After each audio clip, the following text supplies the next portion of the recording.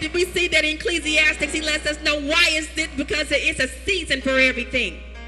So I ask you today, do you know what season you are in? Do you know what season you are in? That's the time you can evaluate yourself and you can evaluate what's going on. And you know, we got to realize we're all, sometimes, guess what? We go through seasons together. Summer heat, I'm hot, you're hot, we all hot. Winter chills, I'm cold, you cold, we all cold. We go through things together sometime. We cry together, we mourn together, we make joy together. You know what? We do things together. But then there is these individualized personal seasons that you go through on your own. There's these seasons that you go through all by yourself. All by yourself. You go through seasons. So you gotta see, what season am I in? God, where am I at with you? God, where am I at? What season am I in? Is it time to go? Is it time to stay? Is it time to talk? Is it time to be quiet? Where am I at, God? Where am I at, God? What season am I in? King Nebuchadnezzar had a dream. He dreamed about a tree. Here we have a king, a man who can decree a thing and it can be done. A man who can speak and they had to do what he said. A man who had lots of power. He had a dream about a tree. He had this dream, and you know what? It confused him. It puzzled him because he did not know the interpretation of this dream that he had. He began to call all the scholars, all the interpreters from nations all over, trying to say, you know, I'll give you this if you just interpret the dream. I want to know what this dream means. Have you ever had a dream? Have you ever been there? Where you like, God, what was this? What is this? And it just began to bother you, and you can't think right. You can't eat. You're just wondering, God, what is this dream? Something that just began to get to you. King Nebuchadnezzar was in this situation. He had a dream of a tree. Since we're talking about seasons, we're going to talk about trees and their seasons. Trees go through seasons. They go through seasons. And you know, I was beginning to look at the study of a tree. Trees grow in different stages depending on the season it's in. Trees are always growing. In the winter, we're looking at the outside of the tree looks dead. And we thinking that the tree is dead and there's no growth. But guess what? The main growth in a tree is during the winter season. We got to realize that their tree grows in different stages. No, the flowers are not blooming. No, it's not growing no more limbs. Yes, looks like some of the limbs are weak. If you look at the outside of the tree, it looks weak. It looks brittle. It looks like it's just going to fall over. Sometimes we can be like the tree. One thing about the tree, in the summer, you see it looks beautiful. You can see the growth of it in the leaves. In the winter, all of this is gone. Just like the tree, in the winter, the growth is not what you see. The growth is in the ground. What trees do in the winter time is they begin to grow in the roots. The roots just start growing and growing and growing. It says that a tree's roots can go 2.5 feet times the height of the tree, because it's growing in search for water. In other words, through my winter, through that storm I'm going through, I may not look like I should. I may look like I'm weak. It may look like the storm is getting the best of me.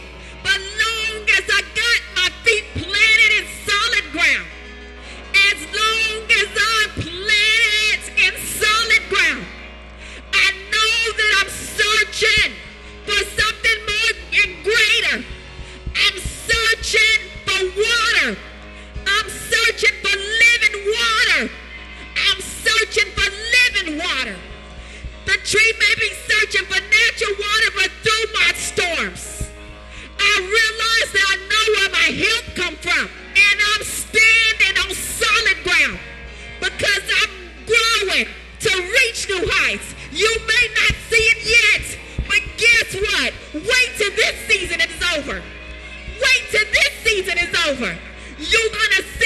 growth. You're going to see the evidence of the things that I've been through. Yeah, I might be a little shaky right now, but guess what? You don't see what's working within me. You don't see the evidence. It says I'm going to behold the beauty of the King. I'm going to behold the beauty of the King. You're going to see God's glory all over me. I'm still growing. As long as I'm standing on solid ground, there is hope. There is hope. And as we're going back to Daniel, Daniel began to interpret the king's dream.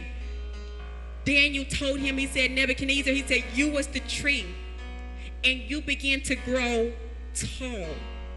Tall up into the heavens that everybody could see. And then one came and he cut the tree down. And he says, leave the stump. Leave the stump of the tree and the roots. There's something significant even about that. Because of some of us, sometimes we can get so proudful and arrogant, and we think that we got it all together, and we think that we can do it all on our own. And sometimes it takes Jesus to let us know that, you know what, you're not going to make it without me. You're not going to do this one without me. And we can be like, yeah, God, I think I can. You're not going to do this one right here without me. And we can say, yeah, God, I think I can. It don't matter how powerful or how big you think you are. Some of these situations that you're going through, you're not going to do it without them. Warning comes before destruction. King Nebuchadnezzar was warned in this dream that he needed to turn back to God. He needed to turn from his wicked ways. He needed to seek the most high and powerful God. King Nebuchadnezzar decided that he was going to do it his way. God began to strip him of everything that he had. Not only that, but King Nebuchadnezzar lost his mind. He lost his mind. You can be physically in a situation and present with you, but you can still be lost. The Bible lets me know that King Nebuchadnezzar became like animals and ate grass like a cow. He grew claws like a bird. And he lived out in the fields for a season. We've been in that situation, just lost. And we're crying out for loved ones. We're crying out, God, when is this season going to be changed? When is this going to be over? This struggle that I'm going through, when is this winter going to be over in my life? Nebuchadnezzar was going through a season. But guess what? He had some roots. That tree represented him. Roots represent life. You're able to grow. You're able to grow. Nebuchadnezzar was able to continue to grow. God says, you know what? Even though you're rebellion against me, I still got you. It is for a season that God allowed King Nebuchadnezzar not to be in his right mind. For a season.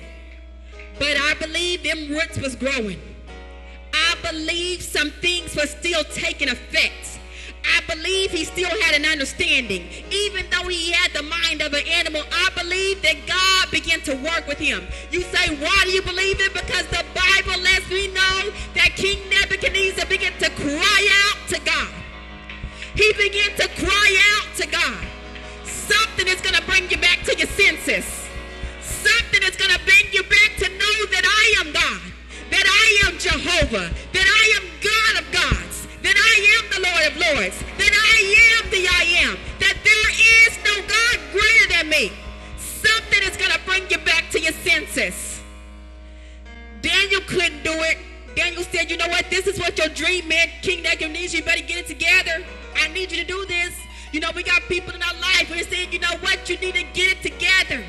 I need you to do this. This is what's going to help you. It didn't work. God had to break them down. King Nebuchadnezzar had went through something, and he had to realize that, you know what? When God allowed him to come back in the right mind, he began to praise God. Come on, shout right now. Come on, let's give God a shout right now. Come on, somebody give God a shout right now. Yes, I may be in the winter season right now. It's just for a season. It's just a season. This too shall pass. I'm going to look back over that thing and I'm going to realize that I am stronger. I am better now. I'm much wiser now. I handle things different now. I say things different now. I walk different now. I talk different now.